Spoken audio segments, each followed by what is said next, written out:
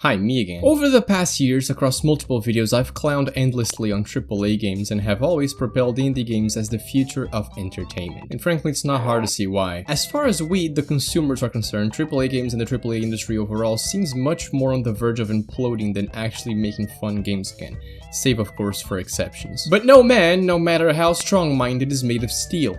And let's just say my melting point is far below 1400 degrees Celsius. While I still stand by my claims that indie gaming is the future of our medium until companies in general get on with it, I just keep coming back time and time again to a single franchise that never fails to grab me by this collar and leash and forcefully drag me across the floor, making me come crawling my way back whenever a new game releases.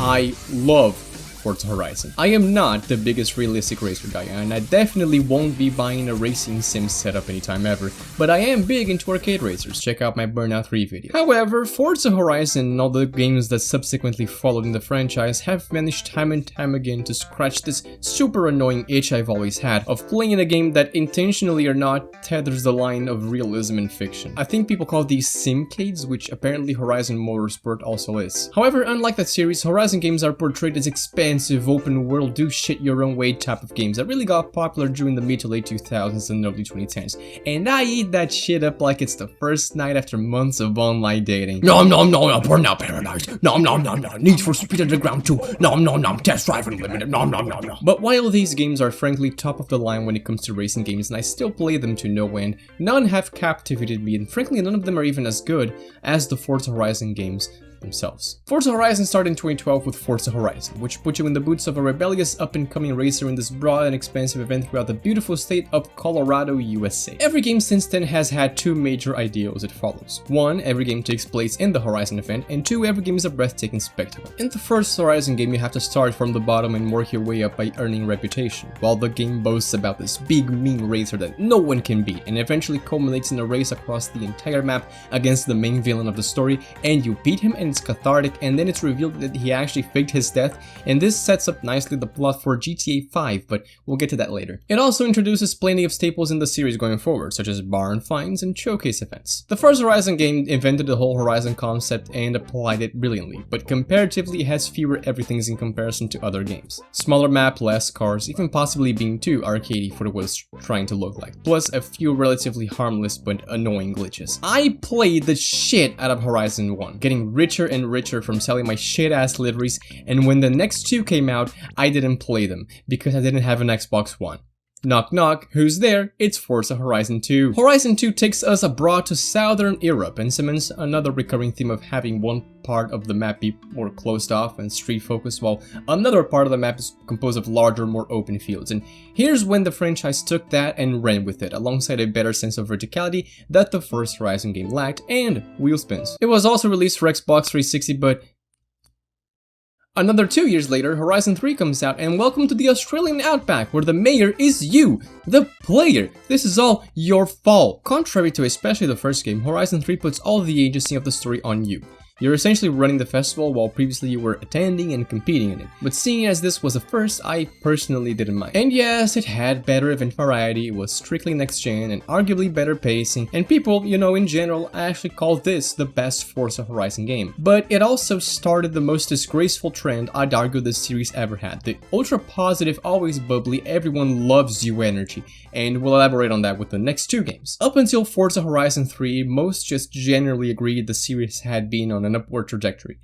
And then Horizon 4 came out. I wholeheartedly agree there are no bad Forza Horizon games, and I'll stand by that statement. But something about Horizon 4 signaled for me an eventual decline that would come later on. Horizon 4 comes around and hey mate, welcome to Britain, and also welcome to Tonal Whiplash, go fuck yourself city, where you are once again the mayor! This one's mostly remembered for the seasons for better or worse. I think they are a technical marvel and certainly a worthy addition, but there's probably a reason they haven't been revisited in this manner and still remain a future exclusive to Horizon 4. Well, I mean, seasons do come back in Horizon 5 somewhat, but you're not seeing any frozen rivers or anything. Horizon 4 is also cringe and gave me half of the progression for free once I started playing just as the game was about to be delisted. Oh, and also super wheel spins. And then Forza Horizon 5 gets announced and eventually releases and everyone collectively loses their minds. A map somehow even larger, more cars, more content, and more of that good old Horizon 4 cringe. Welcome to Mexico, and make no mistake, we are in Mexico. Let me say that again, we are in Mexico. This is Mexico. We speak Spanglish, and we like to drive the Vocho. That Papa loved to drive the Vocho. Papa loved to drive the Vocho. Horizon 5 is by far the biggest and most polished one ever released, and by far also the safest one ever released. Which makes some rightfully call it a masterpiece of modern gaming, while others rightfully call it a muted, cringy Fortnite fight pile of shit. And I exist somewhere in between all of that. God, I love not taking a stance on things. I am the professional thinker. I don't overthink, nor do I overthink, but by God, I exist. All this is to say the same thing everyone's already said in videos far better than mine. Horizon's great, even with flaws. However, to me at least, it seems like most of its flaws stem from ideas that are just completely avoidable. In particular, design decisions that they're way too hard-headed to steer away from.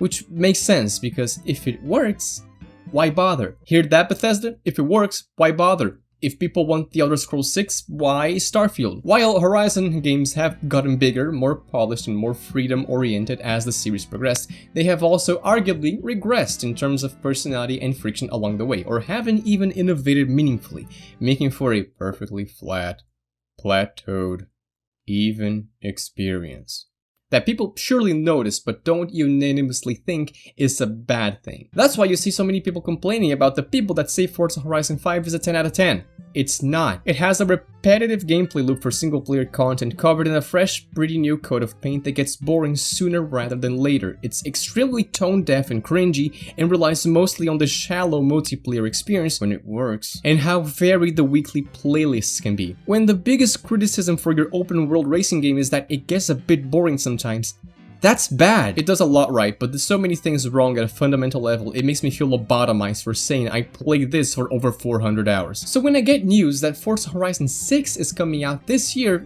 next month actually, and it's finally set in Japan, and it's somehow, some way, larger in scope than Horizon 5, I get anxious.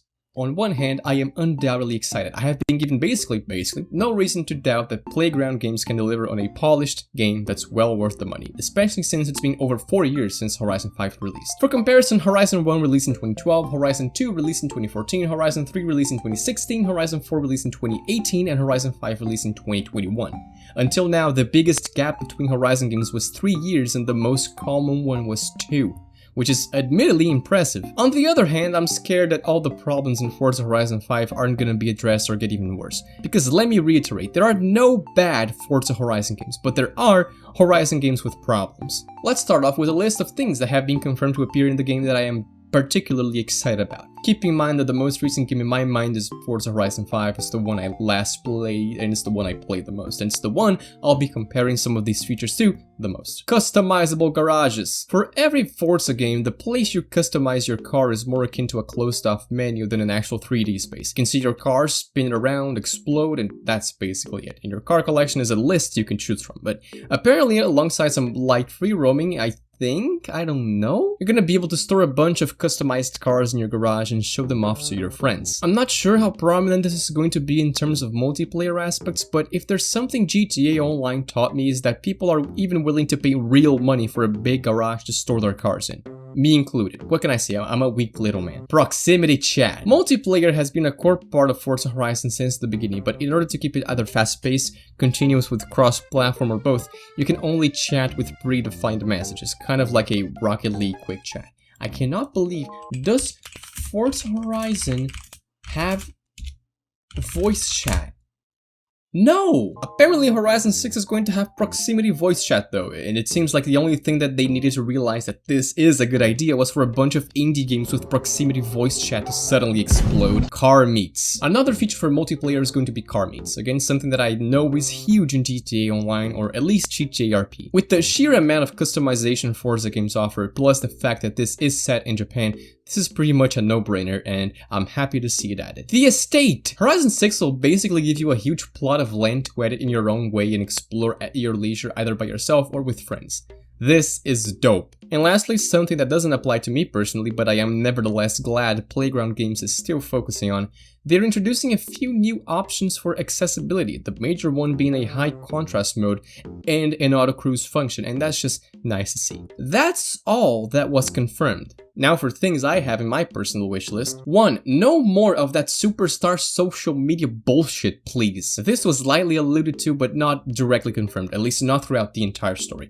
In Horizon 6, you'll take the role of a tourist who's already in Japan when the Horizon Festival starts, and that's brilliant. Maybe and hopefully this means the progression seen in Horizon 1 is going to make a return, and alongside that, hopefully we're not given Bugattis and Lamborghinis and mansions within our first 30 minutes of gameplay. 2. Don't give us Bugattis and Lamborghinis and mansions within our first 30 minutes of gameplay. Maybe this is my mistake, although I feel like it isn't, but in both Forza Horizon 4 and 5, I've bought the deluxe editions for the game, and these just give you way too much stuff at the very beginning. And it's even worse in Horizon 5 with all these supercars you get from wheel spins. I know you play the games the way you want, and theoretically that's fine, but where's the progression? I feel nothing when I'm giving a gigantic home at the very beginning without having to work for it. I wonder if people are also talking about this. 3. Rely less on wheel spins and more on organic gameplay, maybe. Wheel spins in Horizon 5 are a great example of a great feature that's poorly used, making it so you're relying on luck and annoying grinding to get a lot of things, but in particular, money and extremely late game cars in the early game that you cannot, I think, cancel? You could not use your wheel spin. Are you gonna do that? Fucking car! Trilegal. Jogando trilegal. I don't want wheel spins to go away. They have been great rewards since Horizon 2. I just don't want to see them as features that feel necessary for progression or give you the ability to skip it entirely. 4. A traffic slider for density. Plain and simple, Horizon 5 is one of the emptiest open world games I think I've ever played. I wonder if anyone's talked about this before. To a point, it feels unnatural and even a bit scary sometimes. I'm not talking traffic jams, this isn't City Skylines, I'm talking more. Even if it's only client-side, if I have a strong enough PC, I want to render more NPC vehicles. 5. Cheesy dialogue and voice acting. Every Forza since 3, but more so 4 and 5, have been subject to unprecedented levels of infantilization. I hate it. Get rid of it.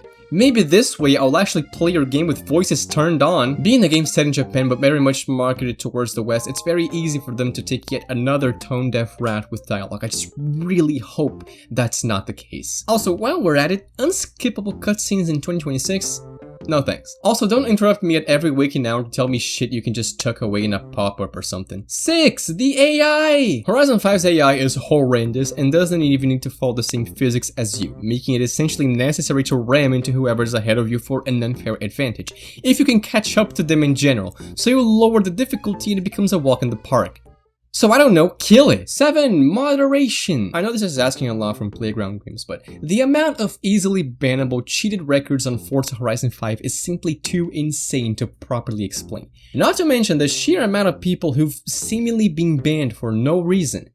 I don't think a game with a healthy moderation system has this many people complaining about being banned for no reason. 8. DLC. Forza Horizon 5 still has 3 different tiers you can pay for, Standard, Deluxe, and Premium. And despite the game going away probably within this decade and costing each more than the next, none of these give a mild discount on the $5 to $25 DLC packs that are added years after release. Not to mention how stupid it is to still add $5 to $25 DLC packs after saying that, hey look, you get VIP and car pass when buying Premium, and yeah, they say it on the Steam page that you don't get every car in the game with car pass, whatever, but can you even see it? There's over 50 paid DLC packs for this full price AAA game.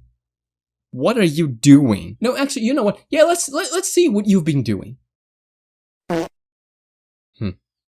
that checks out. Final thoughts. Every new Forza Horizon has had the opportunity to be the best Forza Horizon ever, right until the next one comes around. People said that about 3, about 4, they said it about 5, and until 7 comes out, I am almost 100% sure 6 will be the best in the series. It just has everything going for it. It's more of what we like, and it seems like they're taking measures to make it a better experience in general, and surprisingly for AAA games, actually fucking listening to their player base. Somewhat. Please, please, please, please, please don't drop the ball on this. Please, please. I need this. My mom is kind of homeless. But what do you think? I want to know what you think. I want you to interact. I want you to be angry at what I said about your favorite Horizon game. So tell me in the comments down below. Or don't. Shut up. I don't like you.